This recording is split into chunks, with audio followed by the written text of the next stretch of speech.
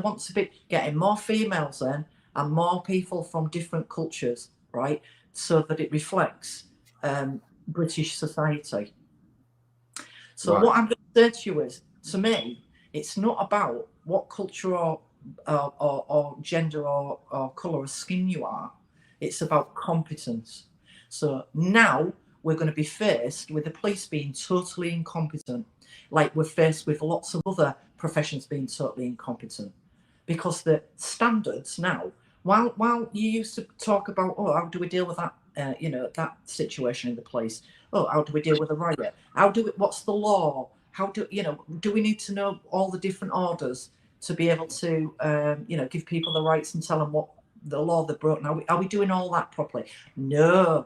Instead of being competent, we have to have all this other shit in our heads about, do I recognise them as like a black female? How would they feel? Maybe they haven't broken the law because we have to recognise all that shit.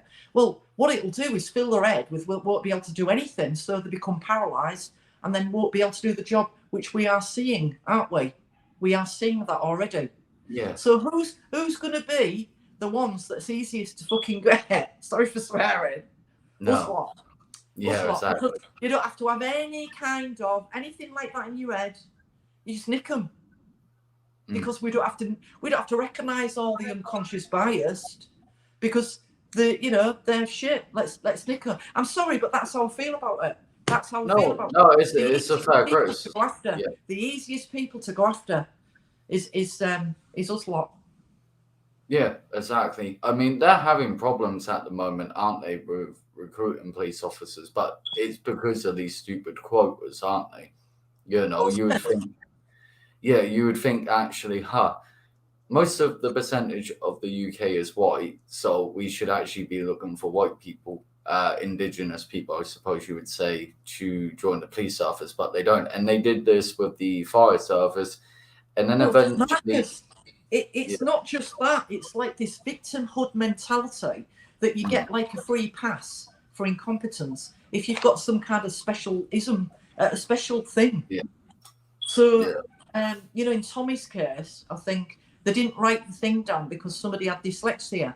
Now, I'm sorry that you've got dyslexia, but really, should you have a job that does a lot of fucking writing then?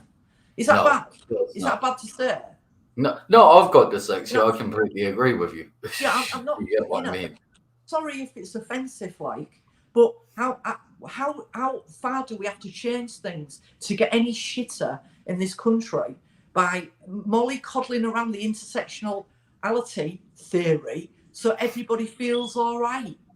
Boo-hoo. Oh, God, we're all dead. Oh, well, we couldn't fill in the paperwork. It's too late now. Do you know what I mean? It's just absolutely ridiculous. Absolutely ridiculous. It's almost like the theory of intersectionality, right? Let's find out which bit that we can actually have a free pass on. All right, I'm a woman. Right. Oh, I'm only a woman. Oh, are you straight? Oh, yeah. Well, I ain't really got that much of a free pass anymore, have I? Because they hate straight white women. It really is like, it's shit to be a straight white woman because you haven't got a free pass. Well, if you throw in a bit of disability, you might get a bit more leeway. Yeah. If you say that you're changing not to be heterosexual, you might get you climbing up a bit more. Do you know what I mean? So then you maybe get a free pass to be incompetent. Maybe you say you're on the spectrum or something. Maybe say you have autism or something, and they let it go. That's how it feels. That's how it feels. It's only my view. Yeah, and I don't care. Get the negative comments. Don't care. But that's how it feels. And we weren't brought up like that.